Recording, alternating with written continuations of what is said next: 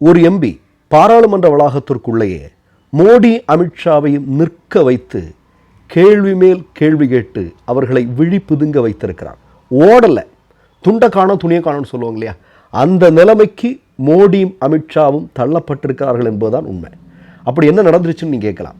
ஆம் ஆத்மி கட்சியினுடைய எம்பியாக இருக்கக்கூடிய சஞ்சய் சிங் பாராளுமன்ற கூட்டத்தோடு நடந்து முடிஞ்சிருக்கு இல்லையா, அதற்கு இறுதி நாளில் மோடி அமித்ஷாவை பார்த்து சில கேள்விகளை கேட்டிருக்காரு. அந்த கேள்வி என்ன அப்படின்னா, மாட்டை வெட்டி கரை அனுப்பும் கம்பெனிகளிடம் சந்தா வசூலிக்கும் கும்பலே என்னிடமா கேள்வி கேட்கிறீர்கள்?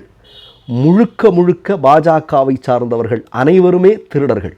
நரேந்திர மோடி திருடன், அதை 2 முறை சொல்றாரு. அதாவது நரேந்திர மோடி திருடன், நரேந்திர மோடி திருடன் என்று 2 முறை சொல்கிறார். அடுத்தது என்ன சொல்றாரு அப்படின்னா, மோடியினுடைய உற்ற நண்பனாக இருக்கக்கூடிய அதானி இந்தியாவில் இருக்கக்கூடிய மக்களுடைய வரிப்பணத்தில் உருவாக்கி வைத்திருக்கக்கூடிய தயாரித்து கொண்டிருக்கக்கூடிய மின்சாரத்தை திருடி வங்கதேசத்திற்கு விற்று கொண்டிருக்கிறான். அடுத்தது, பள்ளிவாசல்களில் கோயில்களை தேடி கொண்டிருக்கிறீர்கள். கோயில்களை, அதாவது பள்ளிவாசல்களை தோண்டி அங்கே கோயில் இருக்கா அப்படிங்கிறத தேடிட்டு இருக்கானுங்க இல்லையா சங்க பரிவார்கள், அதை அவர் சொல்றாரு. சொல்லிட்டு இந்த தோண்டும் தொழில் இனிமேல் இங்கு நடக்காது. கத்தார், துபாய் மாதிரியான இடங்களில் இருக்கக்கூடிய தொழிலதிபர்களுடன் சேர்ந்து சங்கபரிவார கும்பல்கள் இன்றைக்கு பல்வேறு தொழில்களை செய்து கொண்டிருக்கிறார்கள்.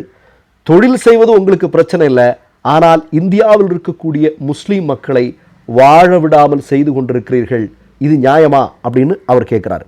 அடுத்ததாக என்ன அப்படின்னா, இப்போதெல்லாம் கோயில்களில் தெய்வங்களை வழிபடச் செல்வதற்கு பதிலாக சங்க பரிவாரங்கள் மசூதிகளில் தெய்வங்களை வழிபடச் செல்வதாக சென்று கொண்டிருக்கிறார்கள். எதற்காக என்று நமக்கு தெரியும். இப்போ அஜ்மீரில் என்ன நடந்து கொண்டிருக்கிறது இல்லையா, யூபியில் பல இடங்களில் என்ன நடந்து கொண்டிருக்கிறது.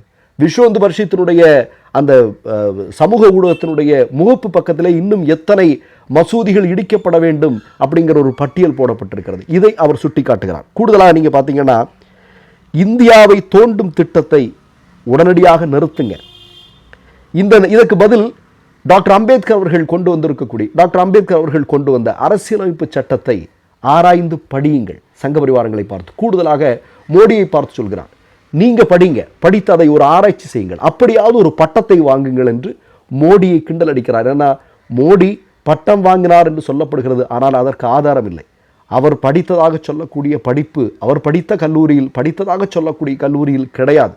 அதனாலே அம்பேத்கருடைய சட்டத்தையாவது ஆராய்ந்து படிங்கள், அப்படியாவது ஒரு பட்டத்தை வாங்குங்க அப்படின்னு அவர் கிண்டல் அடிக்கிறார். இப்படி சொன்னதுமே சங்க பரிவாரங்களுக்கு பயங்கரமான கோபம் வந்துருச்சு.